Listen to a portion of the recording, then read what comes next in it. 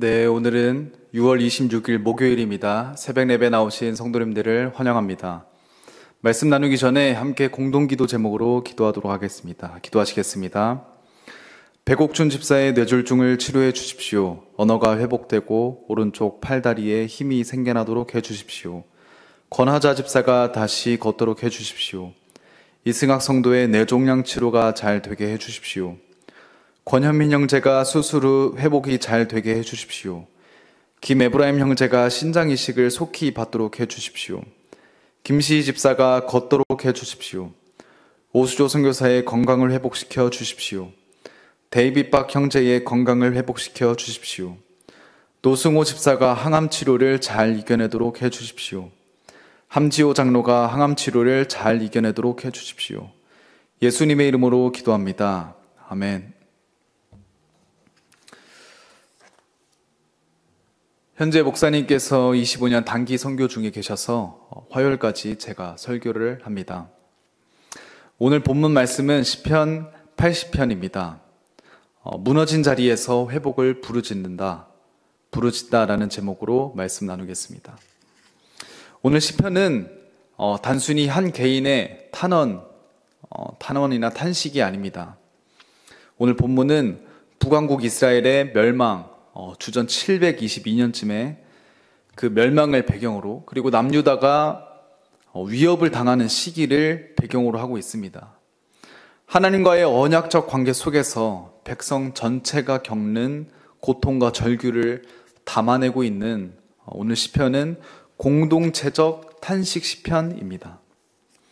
이 시편을 통해서 하나님의 백성이 극한의 고난 속에서도 무엇을 기억하고 무엇을 간구하며 무엇을 소망해야 되는지를 발견하는 시간이 되시기를 소망합니다. 첫 번째로 1절에서 3절까지 말씀은 목자 되신 하나님께 회복을 간구하는 메시지입니다. 1절 말씀에 요셉을 양떼같이 인도하시는 이스라엘의 목자여 귀를 기울이소서, 그룹 사이에 좌정하신 이여 빛을 비추소서 고백합니다. 시편 기자는 하나님을 이스라엘의 목자로 부르며 시작하고 있습니다. 이 호칭은 단순한 비유로 사용된 것이 아닙니다. 이 비유는 출애굽 시대로부터 하나님이 이스라엘을 광야에서 인도하시고 먹이시고 보호하셨던 이스라엘 백성이 그 하나님과의 깊은 그리고 친밀한 언약적인 관계이다라는 것을 상기시켜주고 있습니다. 목자라는 것은 그 양떼의 전적인 모든 것을 책임지는 자입니다. 특별히 요셉을 양떼같이 인도하시는 이스라엘의 목자라는 의미는 북왕국 이스라엘의 주요 지파로 이루어진 에브라임과 므낫셀의 그 조상이 되는 요셉을 통해서 현재 멸망하고 있는 북이스라엘 백성의 전체의 고통을 위해서 하나님의 인도하심을 간구한다고 저희들이 생각할 수 있습니다. 그리고 3절 말씀을 보시면 이 시편 전체를 관통하고 있는 하나의 후렴구, 핵심 후렴구가 처음 등장합니다. 3절 말씀에 하나님이여 우리를 돌이키시고 주의 얼굴빛을 비추사 우리가 구원을 얻게 하소서. 여기서 우리를 돌이키시고 라고 말하고 있는 이 히브리어 단어는 단순히 현재의 회복을 의미하는 것이 아니라 그 회복을 넘어서서 하나님과의 깨어진 관계를 회복하는, 즉 영적인 회복을 포함하는 그런 단어, 슈브라는 단어가 사용이 되었습니다. 주의 얼굴의 빛을 비추사는 저희들이 지난 몇 달에 걸쳐서 봤었던 민수기 6장 25절의 축복의 말씀, 여호와는 그의 얼굴을 내게 비추사 은혜 베푸시기를 원하며 와 연결이 되는 부분입니다. 이 3절의 후렴구가 오늘 이 시편에서 반복되어서 사용이 되면서 하나님께 간구를 하는데, 여기서의 가장 핵심을 하나 뽑으라고 한다면 우리를 돌이키시고입니다. 분명히 회개에 대해서 이야기하고 있는 겁니다. 하지만 오늘 말씀에서 중심으로 얘기하고 있는 것, 오늘 시편 기자가 하나님께 간구하고 있는 것은 우리가 하나님께 회개하자, 우리가 하나님께 돌아가자라는 것을 말하는 것보다는 우리를 회개하도록, 우리를 돌이키시도록 인도하여 주소서라는 말씀에 가깝습니다. 회개하는 것에서도 은혜가 필요로 한다는 것을 내포하고 있는 것 같습니다. 회개할 수 있는 것도 은혜로 회개할 수 있는 것입니다. 우리를 돌이키시고 주의 얼굴빛을 비추시면 드디어 우리가 구원을 얻게 되는 그런 과정을 의미하고 있습니다. 그 다음에 이어지는 4절과 7절, 9절에서는 시편 기자는 백성들의 비참한 현실을 구체적으로 묘사하고 있습니다. 5절과 6절에는 고통당하는 백성들을 그려내고 있습니다. 제가 읽어드리면 주께서 그들에게 눈물의 양식을 먹이시며 많은 눈물을 마시게 하셨나이다. 우리를 우리 이웃에게 다툼거리가 되게 하시니 우리 원수들이 서로 비웃나이다. 시편 기자의 가장 큰 고통 중에 하나는 원수들이 이스라엘 백성들을 비참함을 바라보면서 자기들끼리 비웃는 그 광경으로 이스라엘이 겪는 그 수치, 그것과 동시에 궁극적으로는 하나님의 이름이 이스라엘 입에 오르내리면서 모욕을 당하는 그런 상황이 가장 이스라엘 백성들에게는 고통이자 치욕이고 아픔이었습니다. 그러면서 다시 7절에서 후렴구가 반복이 됩니다. 만군의 하나님이여 우리를 회복하여 주시고 주의 얼굴의 광채를 비추사 우리가 구원을 얻게 하소서.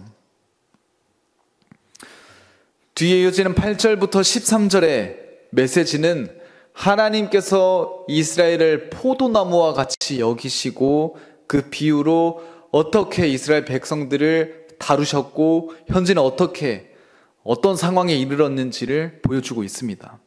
8절에서 11절까지 말씀입니다. 주께서 한 포도나무를 애굽에서 가져다가 민족들을 쫓아내시고 그것을 심으셨나이다. 주께서 그 앞서 가꾸셨으므로 그 뿌리가 깊이 박혀서 땅에 가득하며 그 그늘이 산들을 가리고 그 가지는 하나님의 백향목 같으며 그 가지가 바다까지 뻗고 넝쿨이 강까지 미쳤거늘.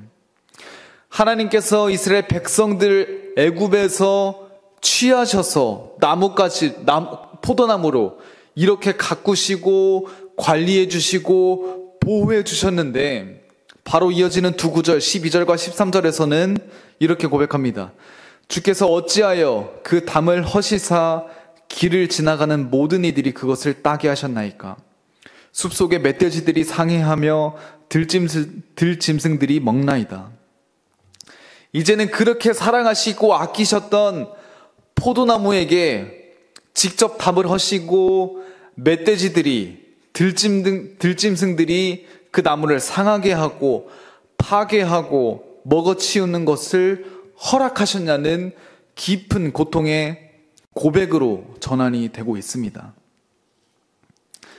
이제 마지막 부분 시편 기자는 이제 하나님의 임재하심으로 회복하시는 임재하심을 강구하면서 궁극적으로는 메시아적인 소망을 보여주고 있습니다.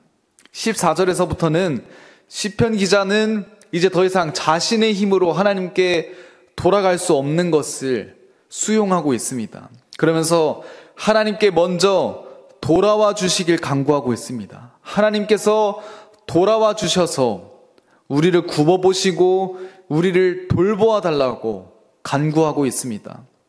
15절에서 17절까지의 의미는 현재 우리의 상황을 이겨나갈 수 있도록 우리가 주님께 나아갈 수 없으니 주님께서 우리 가운데 새로운 지도자, 힘센 자나 큰 장군을 일으켜 주셔서 우리가 다시금 주님께 멀어지지 않도록 우리를 인도하여 달라는 그런 고백의 메시지가 들어와 있습니다. 물론 신약으로 넘어와서는 예수 그리스도의 한 가지의 예표로서 메시아적인 그런 소망의 메시지를 품고는 있지만 오늘 이 시편에서는 어떠한 방법이나 구원하시는 어떤 메시아를 인해서 우리가 구원받기를 간구하는 것을 중심으로 하는 것이 아니라 이제 마지막에 두 구절인 18절과 19절과 같이 우리 자신을 하나님께 돌이켜달라는 그 회개의 의미를 가지고 그것을 중심으로 하나님께 간구하는 것을 보여주고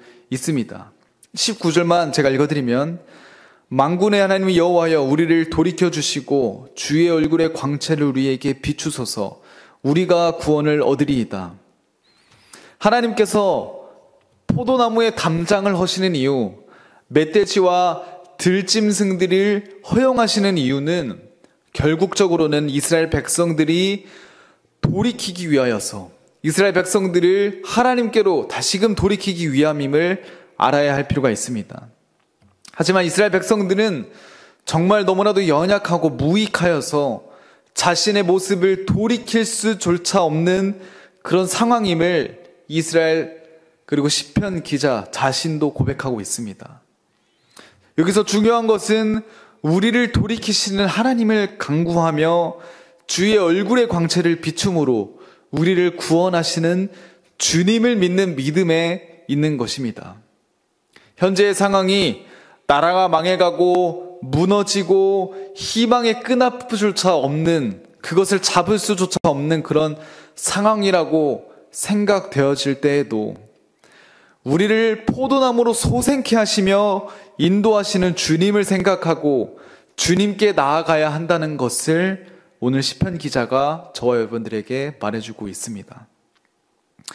시편 80편의 시인처럼 모든 것이 무너진 것 같은 상황 속에서도 여전히 하나님의 언약적인 사랑과 주권적 통치를 신뢰하며 그분의 영광을 바라보는 삶이야말로 주님께서 고난과 고통을 허용하시는 그 참된 의미가 거기에 있고, 그것을 통하여서 주님과 더욱 깊은 사랑의 관계가 회복될 수 있는, 하나님께로 돌이키자 슈브라고 말하는 그 최종적인 의미에 도달할 수 있는 곳으로 저희들이 바라볼 수 있을 것입니다. 오늘 이 시편 기자의 고백과 같이 하나님을 바라보며 하나님께 저희들의 삶을 내어드리는 믿음의 삶 살 수 있도록 강력하게 축원합니다. 함께 기도하시겠습니다.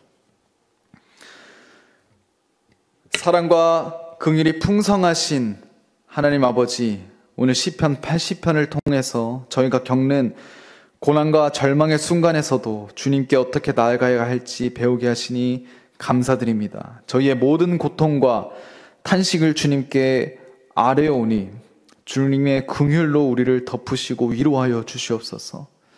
시편 기자의 고백과 같이 하나님이여 우리를 돌이키시고 주의 얼굴빛을 비추사 우리가 구원을 얻게 하소서 고백하는 시편 기자의 고백과 같이 매일 주님께 은혜를 간구하고 주님께로 우리의 인도하심을 고백하며 주의 구원을 바라는 주의 양떼가 되도록 인도하여 주시옵소서. 특별히 단기 선교를 나간 저들의 교회 팀원들을 주님께서 기억하시고 안전한 가운데 주님의 선교 사역을 할 수 있도록 주님의 그 크신 오른팔로 붙잡아 주시옵소서. 감사드리며 예수 그리스도의 이름으로 간절히 기도드립니다.